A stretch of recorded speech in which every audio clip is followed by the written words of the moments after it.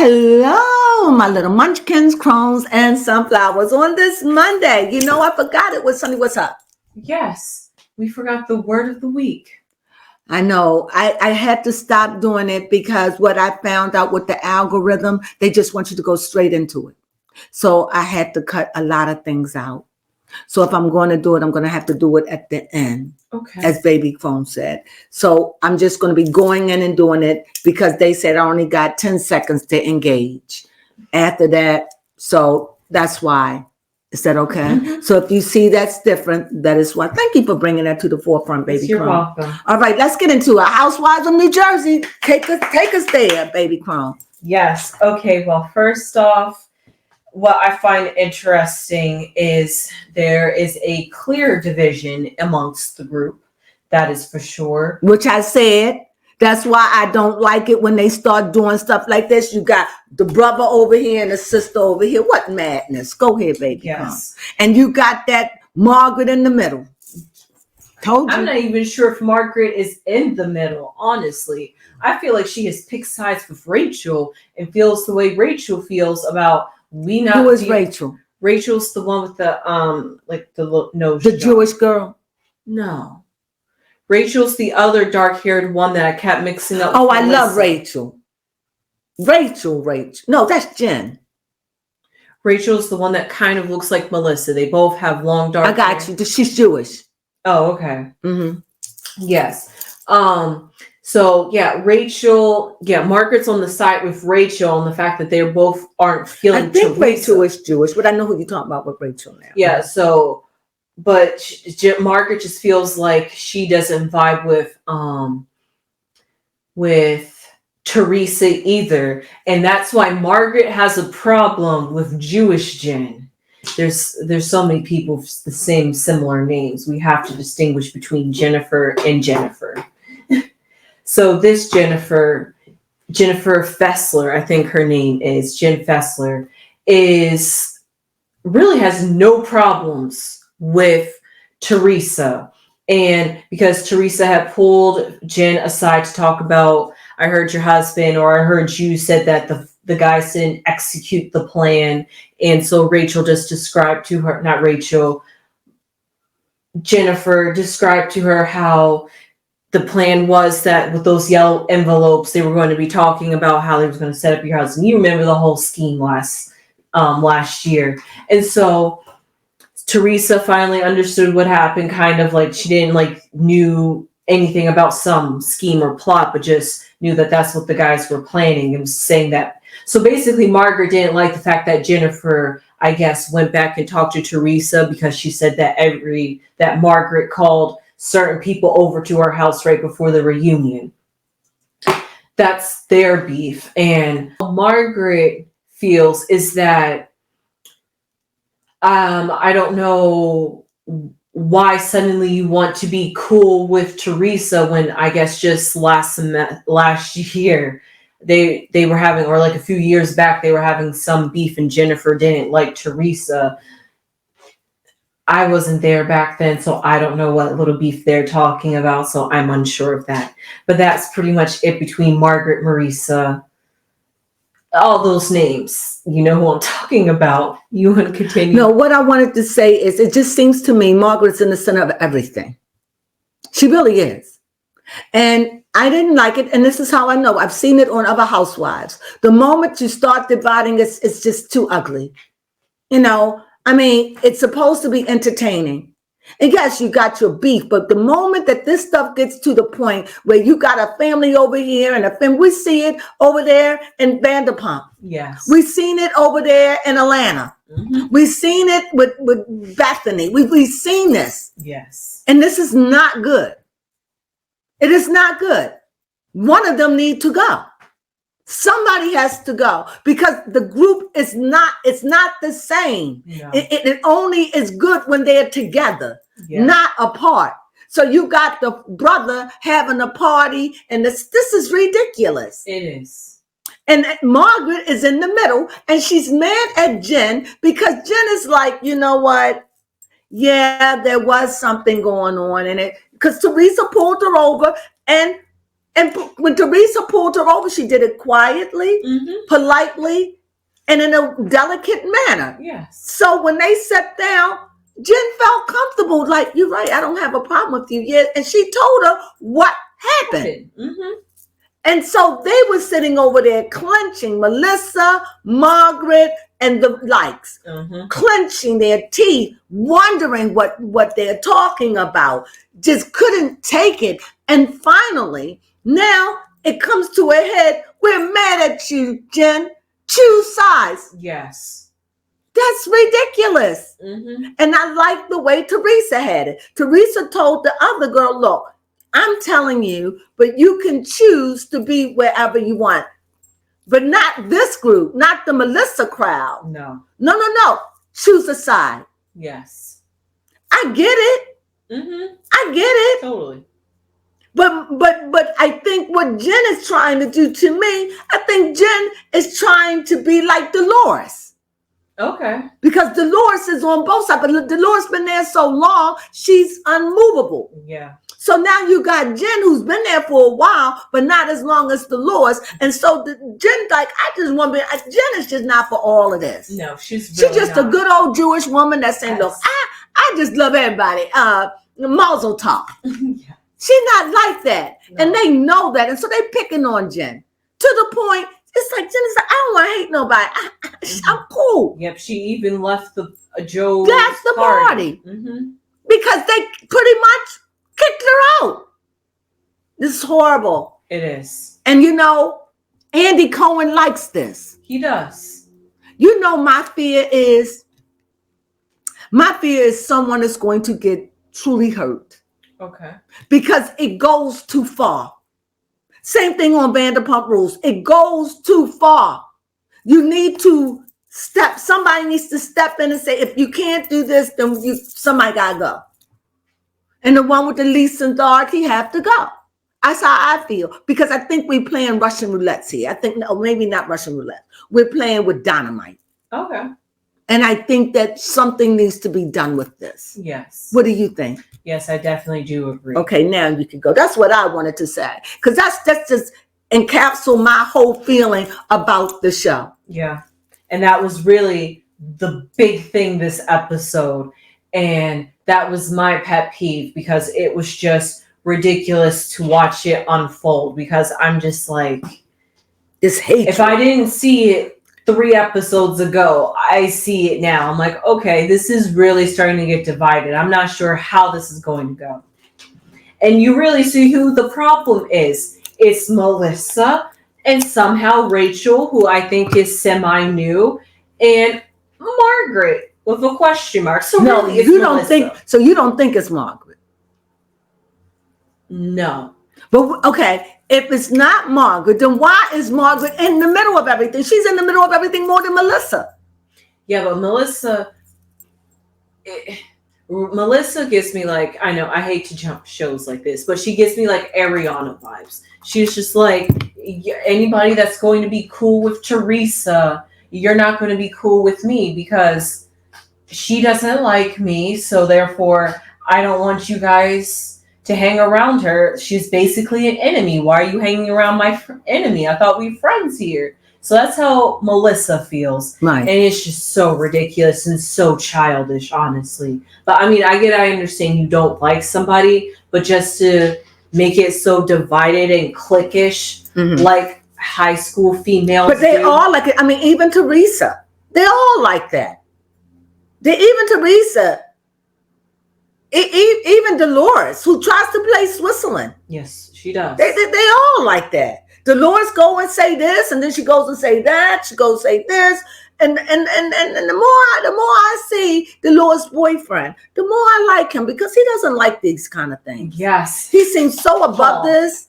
He seems so above this, and that's the thing I like that about so far. Yes, so far, Paul's a good contender. Paul is a good contender, and he's good for her. And I hope that he gets her to see, don't get caught up in this. But I guess she's like, look, this is my job. I got to. Yes. Because this seems like this is beneath even Dolores. Yes. But she when she says her opinion on both sides. And for me, she would get on my nerves with that. Okay. Yeah, that is true. So I get when they say pick a side. but you don't have to be so blatant about it. Right. But that's my opinion. Go Yes, ahead, and Rico. still speaking about Dolores, it seems like there's peace amongst the family members because Frank, her ex-husband, had came to her and was saying that he wants to marry Brittany, his wife. Really? And, That's what he said? mm-hmm. Oh. And he was just like, I wanted to tell you in person before the boys told you or you found out on social media.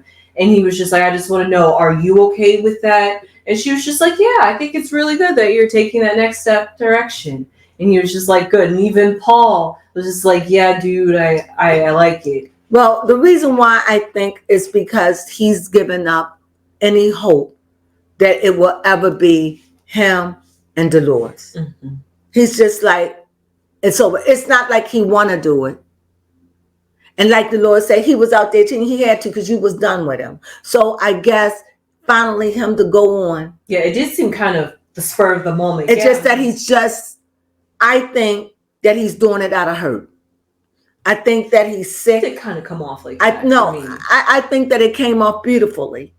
Yes, like I'm getting older and I know you're happy and you know, I guess I can go ahead on and marry then because I know it's never going to be me. That's how I took it. In that sense, it's sad. And and I truly believe that that Paul, is his name Paul? Yes. Paul saw that, and I know that Dolores felt it because it was an energy, and I felt it. And it's just his way of saying, I'm gonna have to let you go now. I don't like it. This man is not divorced. And when I let it go, I just want you to know I'm not going to be here for you no more, Dolores. That's what I hear. Okay. You know, like I'm my wife going to come first for me from now on. I'm building a house. I'm moving on, Dolores. If this don't work for you, Dolores, don't come knocking on my door trying to ruin my relationship. Okay, I add more onto it, but that's what I see. Okay. But the thing is, Dolores has fell in love, and because she fell in love, she will never go back to what's his name? Frank. Mm-mm. She's been done with Frank many years ago. But go ahead. Yes. So this is what is interesting. Mm-hmm. Louis and Teresa and Joe? Question mark? I'm confused there. Yeah, I think they really do mean Joe. But okay, so Louis is helping to pay for. Did I really write that right?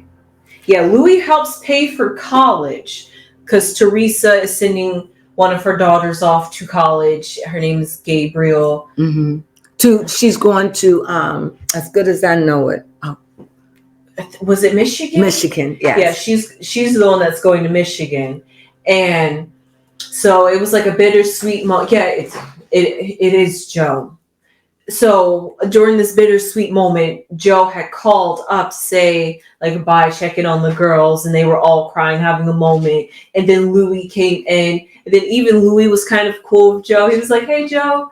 And like Joe was cool. I mean, they really didn't keep Joe like on face of Louis. But in the confessional, Teresa says that Joe is not helping pay for college, but Louis is. And she's confused that if everybody... Who is confused? Teresa. Why is she confused? Because if people are claiming that Louis is broke, then how's he helping me afford to pay for college?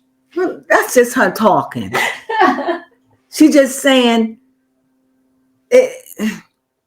I'm going to do a reading on Louis and Teresa. Okay. I definitely will.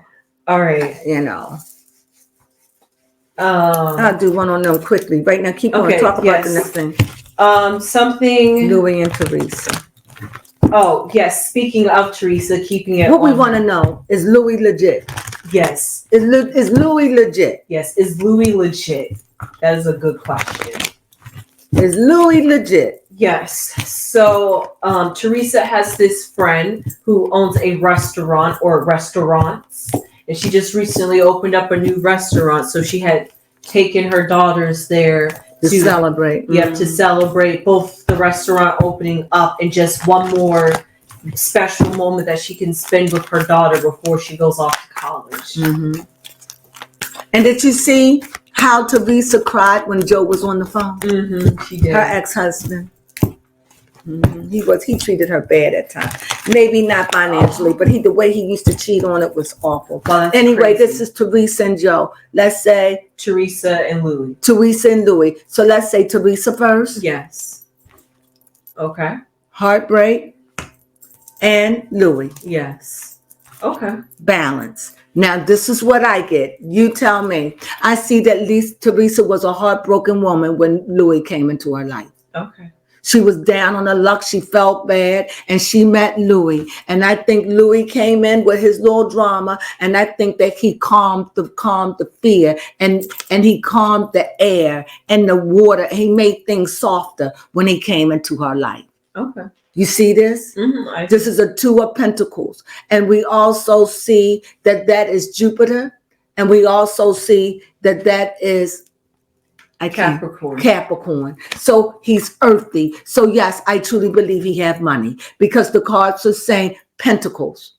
And with that Pentacles, he has done a lot for Teresa and her family, according to this Pentacle. And even though when they first started off, they probably did things around them, probably was tumultuous. And there probably was a whole lot of yabbity goop going on. But he stepped in and he's being the man and taking care of her because Joe can't, because he's moving to the Bahamas. He's moving to the Bahamas, I think, to be closer. So he's moving to the Bahamas. That's why he didn't have the money. To the right, I definitely see that they've been working and struggling and fighting for their marriage and his reputation from the time they got married. Yes. And I'm just back starting watching it. Above their head, finances. And all their finances, I see this is a 5 of Pentacles. And that deals with earthiness. But it just seems like no matter what, they want to make that man broke. They want to make that man have problems. They want to make that man like, you got issues. And 5 is a lot. Okay? Yes. Can you imagine having 5 million? I mean, for somebody that don't, 5 million is a lot. I'm just saying, because there's 5 Pentacles. So you see that there is money, and you see that there's a house and that there's land, and they know it's more than 5 Pentacles. Oh, I'm sorry. That's 1, 2, 3, 4. It's 5 Pentacles, but it's 1, 5, 6, 8 lights. Oh, yeah, that is true. There's 8 lights. So therefore, this is somebody who had money. How much? Enough to do what they need to do with, enough to send her daughter and pay for her daughter college. He's a king. He's an emotional man. He's a reasonable man, but sometimes his emotions could overwhelm him.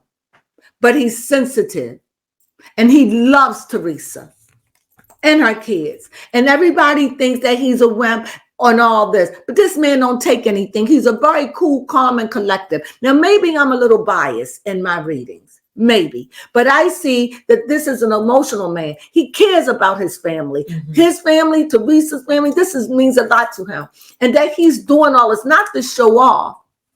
He's doing it because he can do it. Do you have a question? Yes, my question is Louis the right one for Teresa? Is Louis the right one for Teresa? He came in at a knight in shining armor. He's helped her spiritually, mentally. He understands because he's a gentle man. Yes, there he is. They must have a lot of sex because here I see he's fiery. He's a thinker. He's creative. You know, he's spirited. And last, emotions. Yes, I can't make this up. Sexually, they on fire. And you see that you see it? So there is nothing wrong with this relationship. And they're trying to prove to a world that he's broke or he's a liar or he's a cheater. I don't know what they're trying to prove. But right now, as I read today, on the 20th of May, it says their relationship is strong, and he's the financial backing, and he's a very caring, loving man. And as for Teresa, this man saved her from drowning. He makes her feel young again. This is another one filled with a lot of emotion. And this is cups. She's like a baby in his arms. And he makes her feel secure. And he loved her in a way that she's not familiar. So all of this, there is cups here.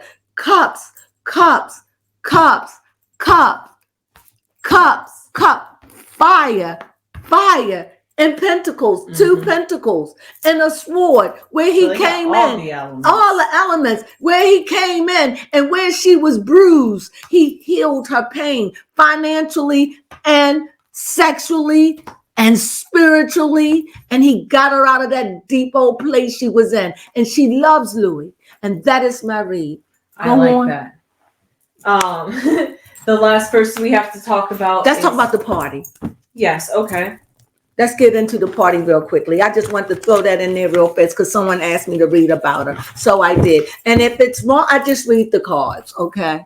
So about the party, I like the fact that I always like to see Joe, and I always like to see Joe happy and jolly. Yes. I like that. I also like to see Teresa, and I like to see their kids and how they have grown. The boys, I remember the little boys when they were little, and to see them grown like that, they handsome, and the girls, it's sad to see that it's such a divide in them. But then somebody brought in the doll. Yes. Who brought in that doll? I think that was Danielle's husband. Danielle. Bougie Kids. Okay. And another thing, before we end this, another thing that I really loved about the show is I like the fact that Jennifer, their husband, they were invited to go, but under the circumstances, I love the way he stood up, walked up to the plate for Jennifer and said he wanted to go. He wanted to, but he knew that it would not work. No, it wouldn't be a good thing unless they can talk. Melissa and Jennifer, Melissa and Jennifer, unless they can talk, I cannot come. I thought it was nice of him, Joe, to extend the invitation to both. But it would not been right. No. And I love the fact that she was they were somewhere in Jersey, Atlantic City, and they were in Atlantic City or somewhere, probably that's where they were. And she was out there playing this thing with her daughter. Whack-a-mole. Okay. What is it? A whack-a-mole. A whack-a-mole. And she was playing whack-a-mole with her daughter. And another thing is her daughter is overweight, but she's in the kitchen and cooking and all that. I just thought it was beautiful. Yeah. I did. Yeah. And a lot of that weight, I assure you, it will leave a lot when she gets up there about 22 or 23. A lot of that weight will fall off. That's especially if she start working, especially if she start working with her diet. A lot of that'll fall off. It'll fall off much easier. She may never be skinny, but all of this will fit up as she grow older. Yes. Especially if she watch her diet. And I don't think by her father being a doctor and her mother is like, I think they want the best for their kids. So, and I like her. So she's one of my favorite. You all know it. I love Jennifer. I love the Jens. Yes, the Jens. I love the Jens. And I love the other girl that showed up at the party. Jackie. I like her too. Her too. Even Jackie feels the same way that Jen feels, that this whole division with Teresa is ridiculous. But she's still going to stay on the side of Melissa. So I'm telling you, this is not good. This is not good at all. So is there anything else you want to say that we cover everything? Yes, well, I hope you enjoyed it. I'm sorry I missed last week. Baby Crone did a good job. She was going on without me. She was like, go on, woman, I got this. Right? You did excellent. Thank you. I love the show. And I want to talk about another show, but I'll be right back with that. And with that being said, what we say, Baby Crone? Sunflowers.